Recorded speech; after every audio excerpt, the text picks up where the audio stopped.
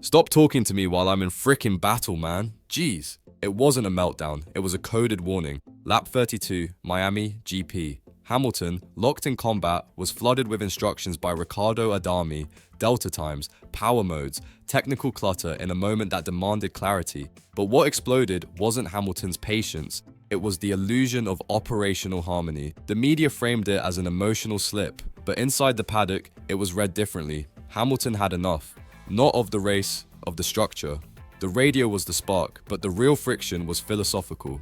Adami treated Hamilton like someone who needed managing, but Lewis is no longer a driver to be managed, he is a force to be trusted. When Hamilton threw sarcasm later, "You want me to let him past as well?"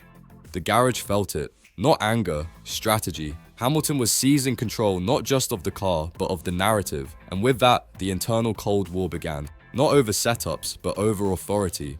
At Mercedes, Peter Bonington wasn't just a race engineer, he was an extension of Hamilton's thought process. Their communication was silent at times, instinctual. One word meant everything. No overload, no micromanagement. But in Ferrari Red, the dynamics shattered. Riccardo Adami, shaped by decades of control-based engineering, does not operate by instinct. He operates by procedure. From testing, it was clear. Adami narrates. He doesn't anticipate. He commands. He doesn't collaborate. That might work with compliant drivers, but not with a 7-time champion who operates on feel and fury. Hamilton needs partnership.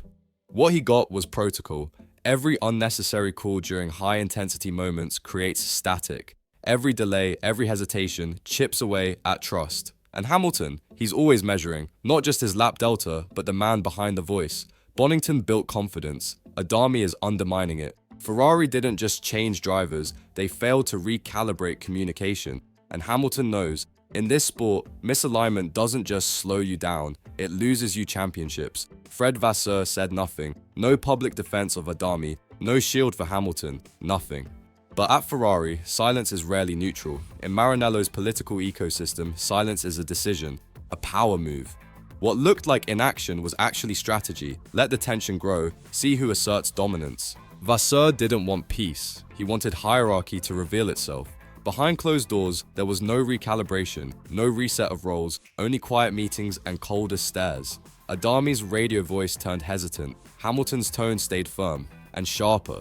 The power struggle wasn't about setups or sectors, it was about control. Inside sources say Vasseur is observing who the team naturally gravitates toward, who earns trust, who commands momentum, and by not interfering, he allowed the battlefield to choose its general.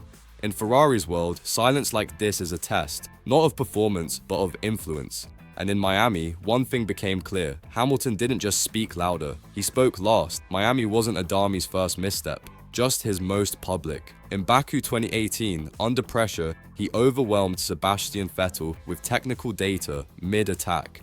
Vettel cracked, locked up, lost the podium. The blame faded quietly, but the paddock remembered. And now, in 2025, the same voice repeats the same mistake. Only now, the driver is Hamilton.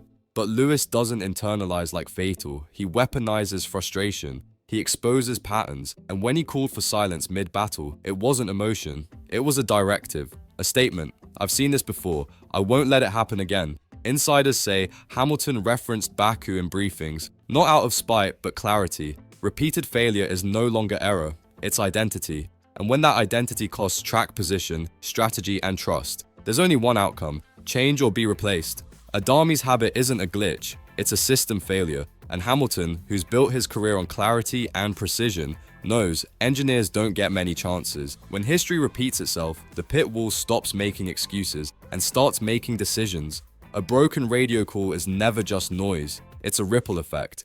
In Miami, after Hamilton's clashes with Adami, the Ferrari garage began to shift. Pit calls came late, strategy wobbled, engineers looked unsure.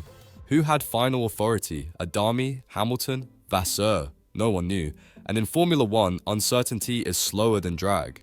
Insiders revealed confusion mid-race. Hamilton questioned calls. The team hesitated. Some changes came from the cockpit, not the pit wall. That's not brilliance, it's breakdown. When a driver runs the race solo, it means the command chain is paralyzed. McLaren executed, Mercedes responded, Ferrari deliberated. The team looks split, not between drivers, but between philosophies. Do we follow the legacy of structure or surrender to instinct?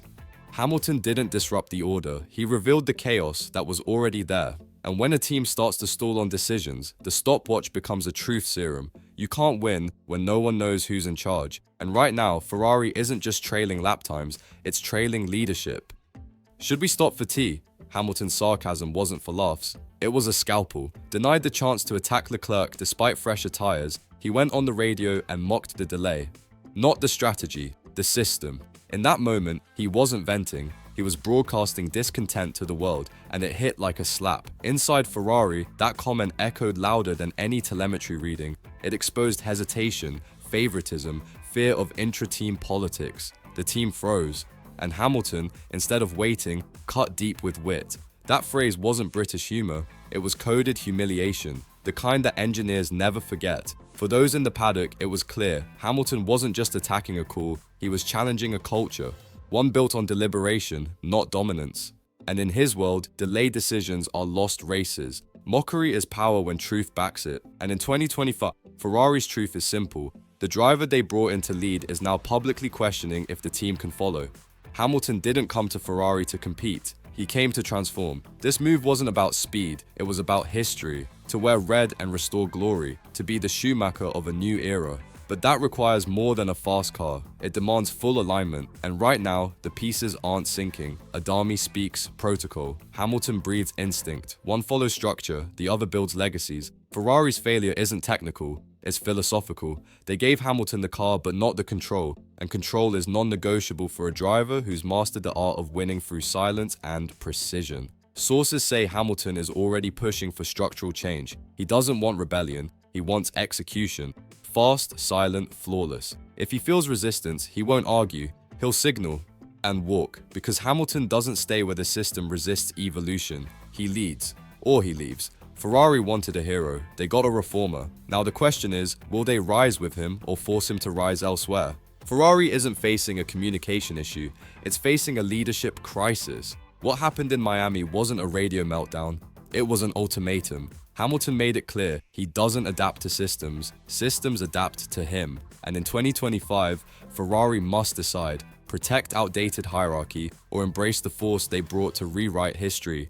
Vasseur's silence, Adami's rigidity, Leclerc's protected space, all point to a team stuck between past and potential. Meanwhile, Hamilton is spelling it out, not in meetings but on air, in front of millions. If Ferrari won't move, he'll move on. Not out of anger, out of purpose, because Hamilton isn't here to play politics, he's here to win, and if that means dismantling a system to rebuild it in his image, he'll do it.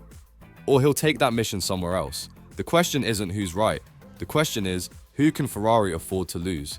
If you believe F1's real battles happen in strategy rooms, on the radio, and behind closed garage doors, subscribe.